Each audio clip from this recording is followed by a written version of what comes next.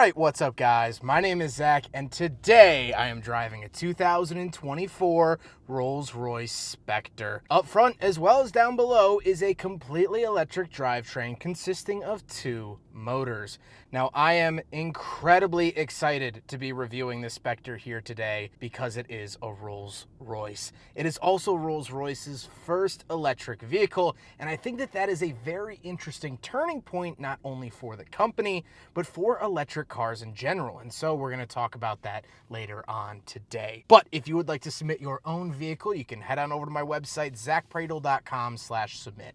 It's a quick and easy submission form. It takes under a minute to fill out, and I come out to you. And no, it doesn't have to be quite a Rolls-Royce. Also, before we get back to the amazing Spectre, I did want to give a shout out to my friend Harvey, who actually wrote an amazing book about the Rolls-Royce company. It goes through some behind the scenes processes of how they make the cars, as well as it just has some absolutely beautiful photography. So if you're a fan of the brand, I highly recommend checking it out. I'll leave an Amazon link to the book in the description below. It is a must read for all Rolls-Royce fans. But let's get back to that all-electric drivetrain. Well, it consists of two electric motors that make up the all-wheel drive, that together make 584 horsepower and are hooked up to a 120 kilowatt hour lithium ion battery.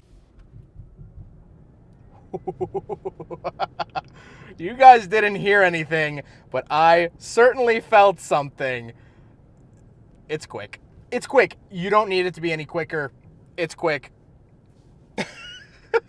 So how does it feel to drive the Rolls-Royce Spectre? I mean, you know, they always say like, oh, it's like floating on clouds. It's like floating on clouds. It is really, truly such a relaxing, such a bespoke, such an amazing experience. This is what motoring should be like when it comes to comfort and stability. I feel like this vehicle is rock solid in every single way, and that is a beautiful, beautiful thing. With that stuff out of the way, let's talk about the interior. Well, in front of me, I have a completely digital gauge cluster, and although it is black and white, I usually like to see a lot of colors. I actually think it works really, really well here in the Rolls-Royce Spectre. On the steering wheel, on the left, we do have our cruise control options, and off to the right, we have our volume and skip track. The steering wheel does have a nice Rolls-Royce logo on it, some nice wood as well, and overall, it's very nice in my hands. Off to the left, we do have a climate control vent and our headlight switches along with our start-stop button. So very interesting to find that off to the left like a Porsche. Moving out of the door, we have two bespoke speakers.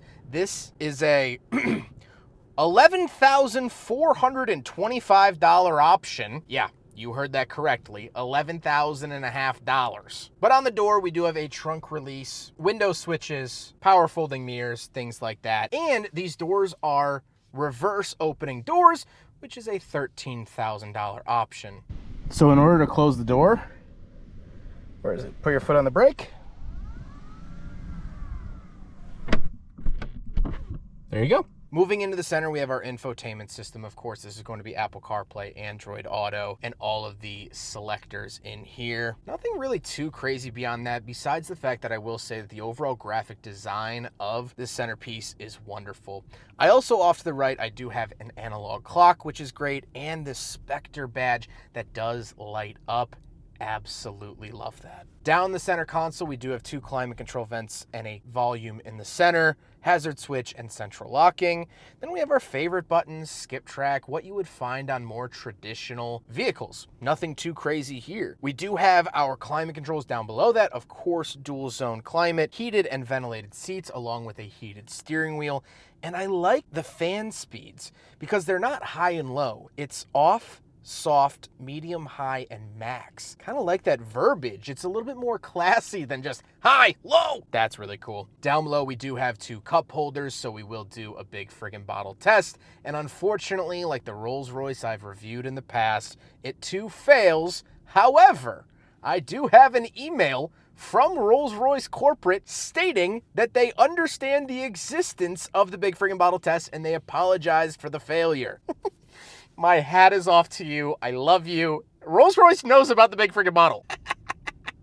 Still a fail, but that's so cool. Then we do have the center dial for the infotainment screen. We can access our Spirit of Ecstasy through here and retract that automatically. And we can even use it for our front massaging seats. I have massage level, pelvic activation, upper body activation, whole body activation, back massage, shoulder massage, lumbar, upper body exercise, and whole body exercise. What a cool feature in here. We also do have the window switches, which are in line off to the right. Kind of an interesting design choice here. Then we get a cubby and a center console. Nothing too crazy or specific about the center console. Here's what it is in a Rolls-Royce Spectre. Moving on to the seats do have purple accents in them, and the Rolls-Royce badge is purple stitched, which I think is incredibly cool, and they are very, very comfortable.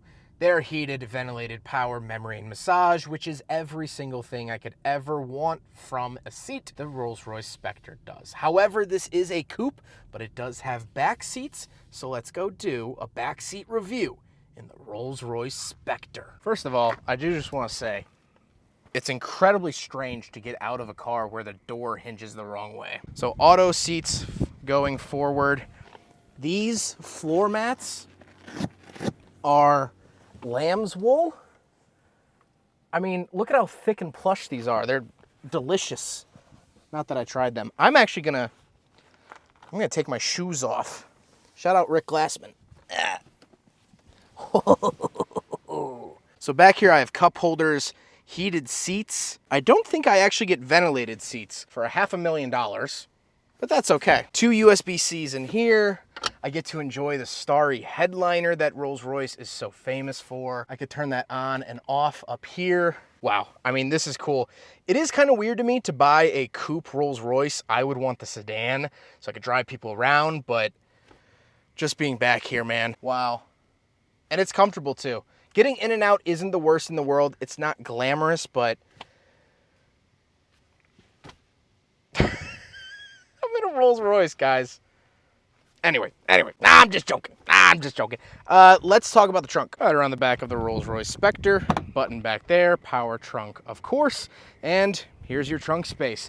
It's not the most practical car I've ever seen ever. It's very long, but not very wide. But overall, I mean, what are you gonna put back here? This isn't really a car that you shove all your groceries into, you know?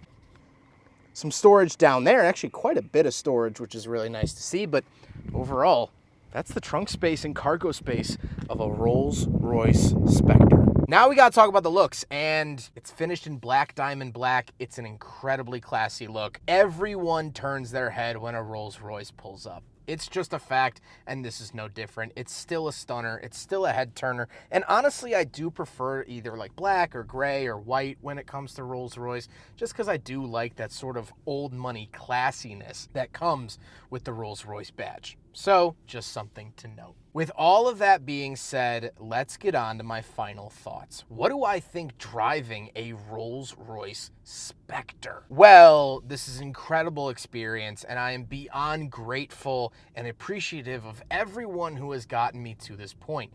This is the highest MSRP vehicle I've ever reviewed here on the channel at over $500,000. So before I get on to anything else, Tori, thank you. Thank you. You are a wonderful human being, kindest soul I've ever met, and I appreciate you very, very much for trusting me with the Rolls-Royce. And huge thank you to Rolls-Royce Corporate. But let's get back to the car at hand, the Rolls-Royce Spectre. In my line of work, I get asked a lot, what do you think of electric cars? Are electric cars the future? Are they as bad as everyone says? What's your opinion? You drive a ton of them. What do you think? And my honest to God answer is, I think they have their place, but I don't think that they're an end-all be-all answer. I drive between 500 and 800 miles a week. An electric car doesn't fit my lifestyle. But for someone that drives 30 miles a week, sure. Someone that has a second car? Sure. Why fill up 2 cars with gas when you would only have to fill up 1? And now driving this Spectre, electric makes sense with luxury. Listen to how quiet that is.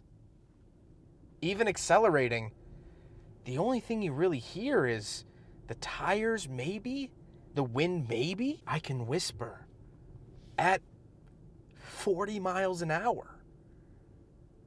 That is luxury. Luxury to me is defined by light, space, and sound. It's spacious, it's full of light, and it's silent. This is what an electric car should be. Rolls-Royce has cracked it. And sure, Teslas could be luxurious, and Rivians and all that, but this is what electricity was meant to do. This is why Benjamin Franklin flew that kite with the key on it. This is why Nikola Tesla was trying to figure out his invention. For this. This is what it was all leading to. This is the best electric car. I hope you guys enjoyed the video. Huge thank you to Rolls-Royce. This is beyond the peak of my career. It's only downhill from this. I mean, what a wonderful experience. Huge thank you to the Midwestern Automotive Media Association. I'm out here at Road America at the 2024 Mama Spring Rally. Wouldn't have been possible without them, and honestly, this is it. This is the best. I hope you guys enjoyed the video. Take care.